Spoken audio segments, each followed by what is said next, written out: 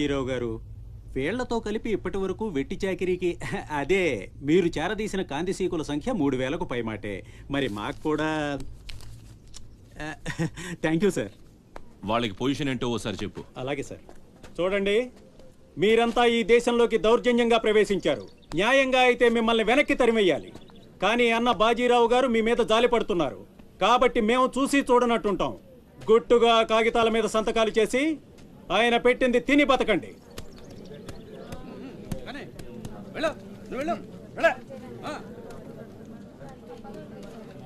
తెల్ల కాగితాల మీద సంతకాలు ఏంటండి? ఇదంతా మోసం. మాకు తెలిసా మాత్రం మేము చదువుకున్నాం. ఇక్కడ కాకపోతే బయట ఎక్కడో పని చేసుకు బతుకుతాం. మేము సంతకాలు పెట్టమండి.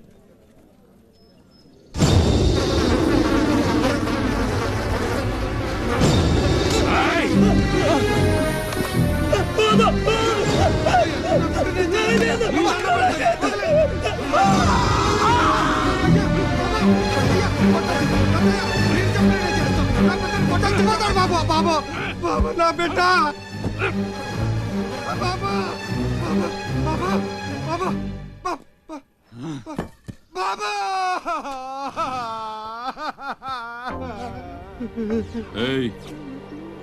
చూశారుగా, ఎదురు తిరిగినోడు చావడు, వాడి వెనకున్నోడు చేస్తాడు.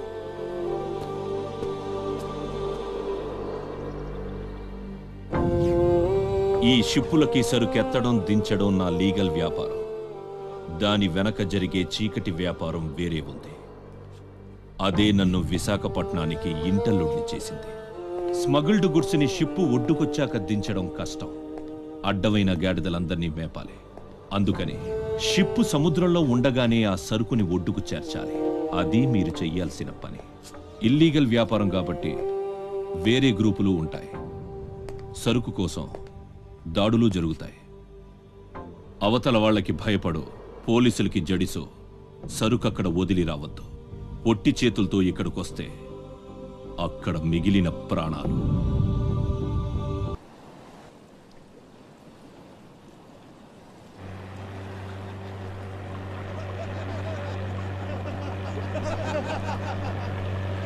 ఇంతకీ ఆడు చచ్చుంటాడా బతికుంటాడా? వాడు చచ్చే ఉంటాడన్నా.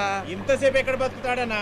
ఇంకేం బతుకుతాడు? ఖచ్చితంగా చచ్చే ఉంటాడు. అయితే పందెం. వాడు చచ్చే ఉంటాడని నా పందెం 500 అన్నా. నా పందెం 800 అన్నా. 1000 రూపాయలు నా పందెం.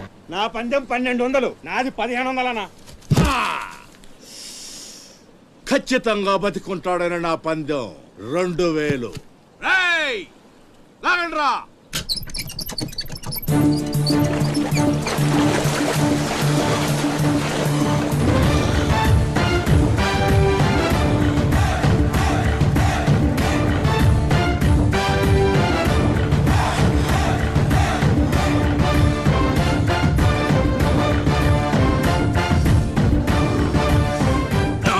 తెలుసురా ఆడు చావడని.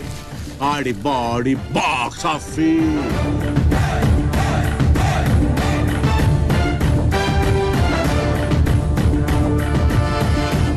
చిప్పులోంచి సరుకు దించారని తెలిసింది. మేమొచ్చేసరికి దాన్ని మాయం చేశాం. నడిసంద్రంలో అది ఎలా కుదిరింది?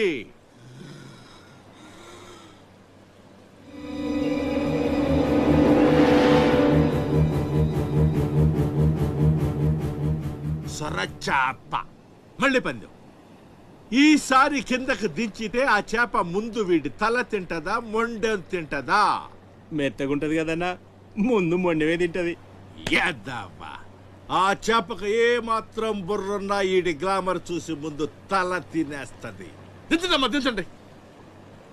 చెప్తున్నాడు రా, చెప్పేస్తున్నాడు రా. చెప్తాడన్నా. చెప్పమ్మా. ఇప్పుడే వదిలే, నీ ఒక్కడి కాళ్ళు ఎర్రకొడతా. ఇంకా లేట్ అయిందంటే మీ అందరి కాళ్ళు ఇరిగిపోతాయి.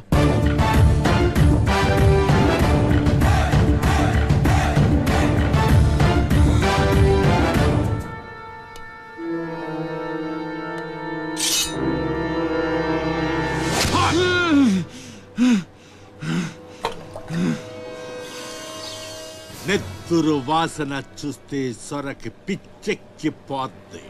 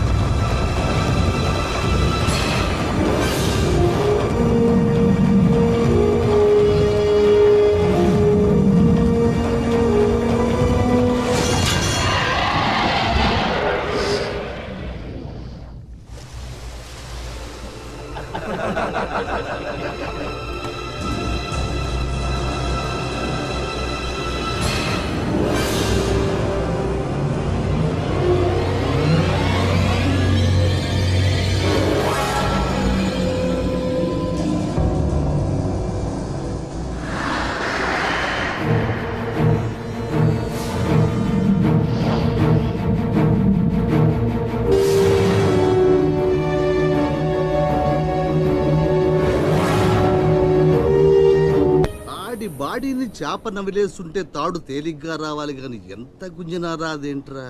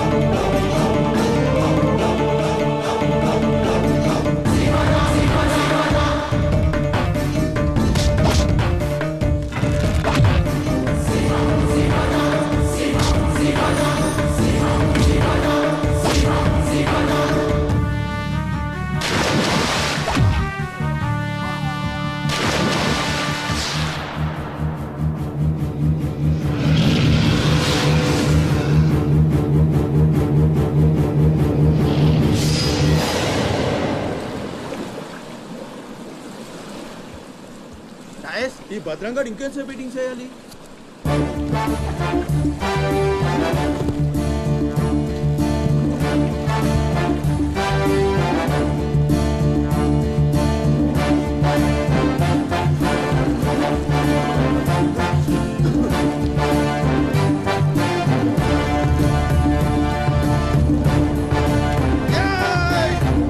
లేపండ్రా, రేయ్ రండ్రా, ఆగరండి, మీరు రండ్రా.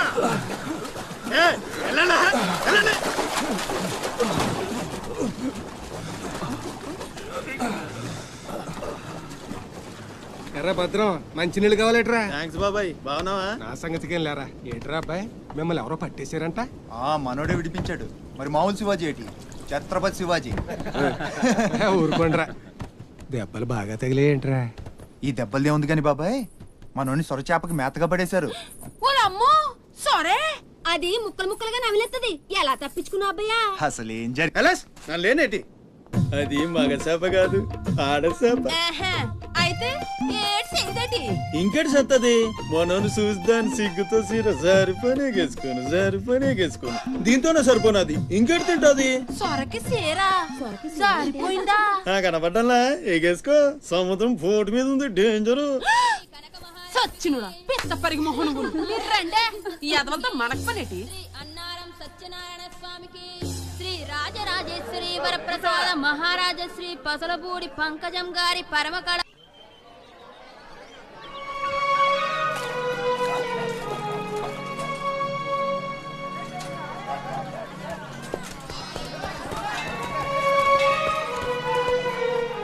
చలాయ్ ఏంట్రా ఇంకా స్కూల్కి వెళ్ళలేదు? మీరు క్షేమంగా రావాలని అమ్మవారి గుళ్ళో పూజ చేయించా. ఎంతమంది కళ్ళు పడ్డాయో. దిష్టి తీస్తానుండండి. మాలాంటి వీరులకు అది చాలా అవసరం. తీసేయి. దిష్టి తీయాల్సింది బతుకు జీవుడా అంటూ వచ్చిన వాళ్ళకి కాదు, బతికించి తీసుకొచ్చిన వాళ్ళకి. చేతులు కట్టుకో. ఆడుండగా పోజులు తప్పడం వేస్టేజ్. సొంత అన్న నన్నే పట్టించుకోవట్లేదు, మిమ్మల్ని ఏం పట్టించుకుంటారా? అదేంటన్నయ్య అలానే సార్. ఇక్కడ ఎంతమంది ఉన్నా నీ గుర్తింపు నీదే. చచ్చా, రేపు స్కూల్ ఫీజు కట్టాలి, రెడీ చేయి. పీకేనంటే పళ్ళు రాలిపోతాయి.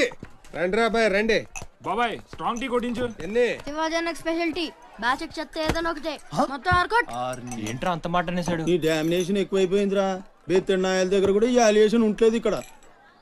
బాబాయ్, మంచి బందర్లాట్ చేయించొచ్చుగా. గిట్టుబాటు అవుతారా అబ్బాయి? చేసా మీద పడి మొత్తం ఆడే మెక్కేస్తాడు. మొత్తం అనేది ఉత్తాపద్దం. తింటే లడ్డూలు తింటాం గానీ బందరానికి వదిలేస్తాంగా. మా అమ్మకి 2 పూరీలు 2 గారెలు పార్సల్ చేసుకున్నా. 4 బొండాలు 1 సమోసా మిగిలాయి. ఇందాక నుంచి పిలుస్తుంటే కుక్క తెగపోసి దొబ్బుతుంది. నువ్వు తినే, నేను వస్తా. ఏయ్ అప్పుడే అక్కడికి రా. టైం అంటే టైమే. ఉదయం 6 నుంచి 9 దాకా కాట్రాజ్ డ్యూటీ, 9 నుంచి 12 దాకా నీ డ్యూటీ, 12 నుంచి 3 దాకా గ్యాప్. మా అమ్మని చూసుకోవాలిగా. 3ంటికి మళ్ళీ నీ దగ్గరకు వస్తా. రాత్రి మళ్ళీ కాట్రాజ్ డ్యూటీ. ఆ పెద్ద గవర్నమెంట్ ఆఫీసర్ అబ్బో, నువ్వు ఇచ్చే జీతానికి అదే ఎక్కువ.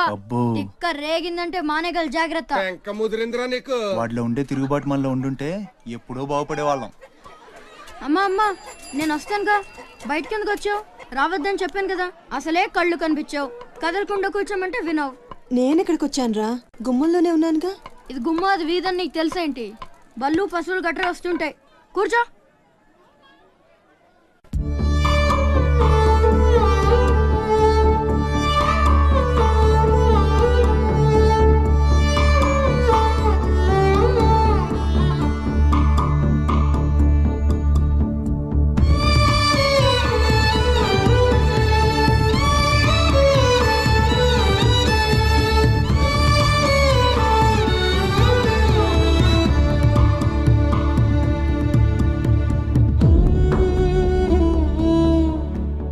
శివ, అమ్మ తమ్ముడు అశోకి ఏమన్నా తెలిసిందంటరా? నీ ప్రేమే వాళ్ళకు ఊపిరి పోసి బతికెత్తదిరా. తప్పకుండా ఏదో రోజు కనిపెత్తారు.